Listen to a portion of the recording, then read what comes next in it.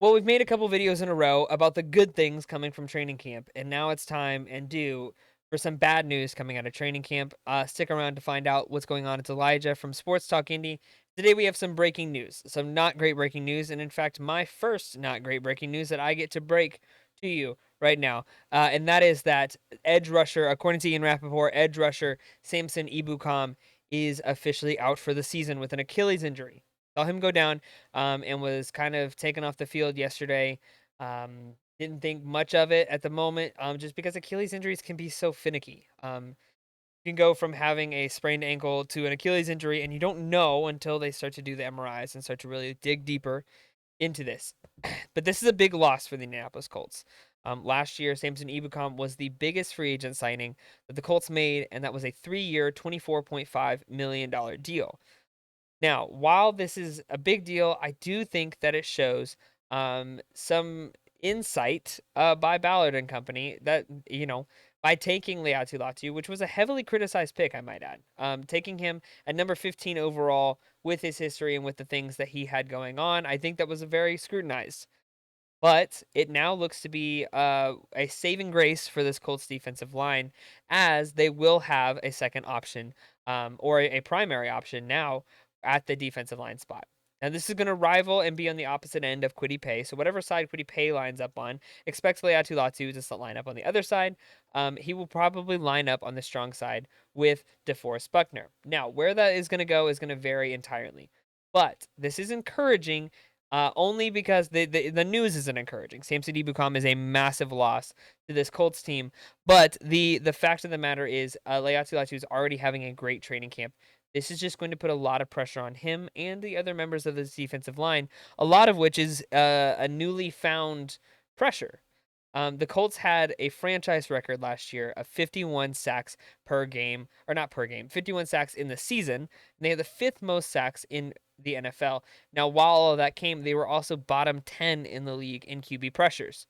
So while Samson Ebukam added a lot at 9.5 sacks last year, this was a unit that needed upgraded.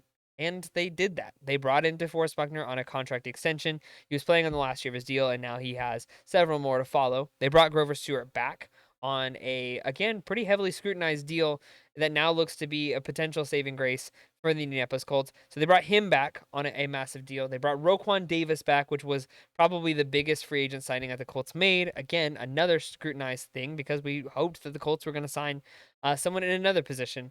And then they brought Kwity Paye and Tyquan Lewis back on extended deals. Tyquan Lewis is on a 1-year deal. Kwity Paye got his 5th-year option picked up, which means he has year 4, which is this year, and year 5 coming up to play.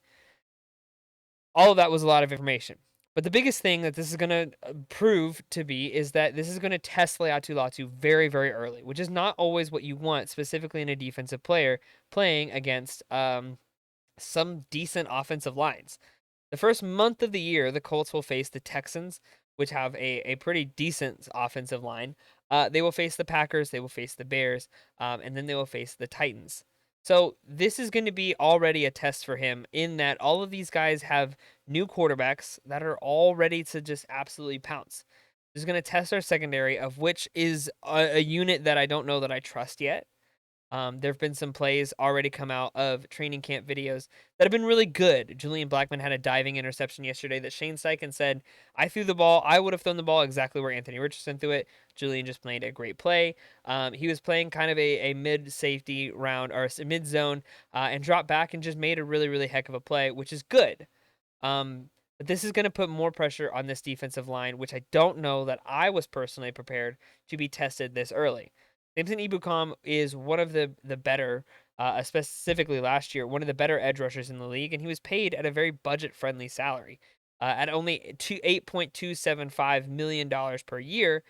I definitely think that it was a salary that was very beneficial to him and to the Indianapolis Colts. And now the Colts will look to make do with what they've got, which is Latu, DeForest Buckner, Grover Stewart, Roquan Davis, and Kwity Paye, with Tyquan Lewis being a backup option. There's some more players in the mix there, but those are your main 5 that you're going to see a lot of.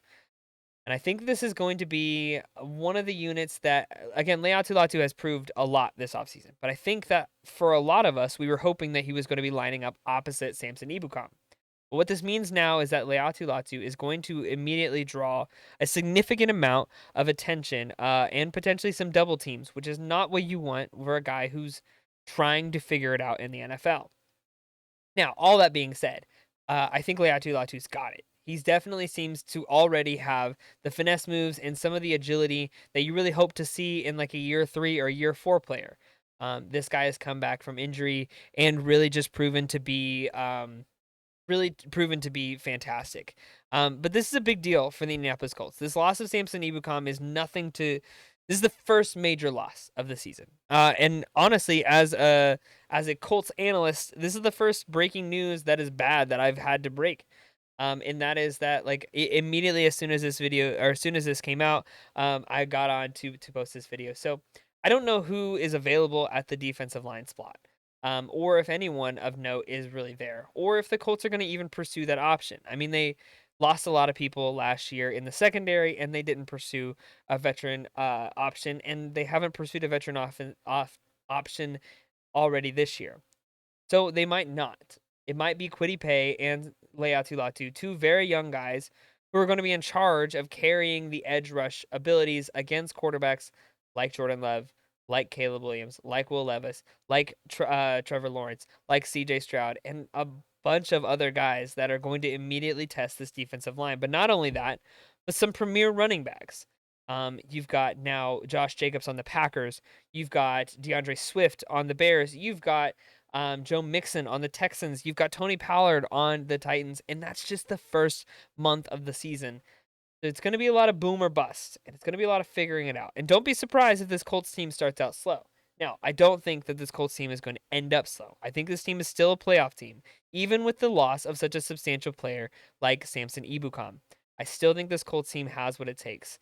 And now, instead of Latu being a opposite end of Latu, he becomes the of Samson Ebukam, he becomes the replacement. He becomes the guy who's now going to be thrust into the primary role of edge rushers. Now, this isn't a new thing.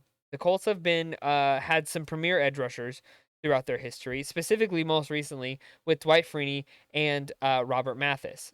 I think that Kwity Paye, who was brought up in an interview last week by Gus Bradley and the defensive line coach, that said no one has worked harder this offseason to really make up in their weaknesses like Kwity Paye. Obviously, I'm paraphrasing a little bit, but it's important to note that Kwity Paye has been a guy who who's been underwhelming. He was one of the first pick, or he was our first pick in the 2020 NFL draft, or 2021 NFL draft. And I've been underwhelmed.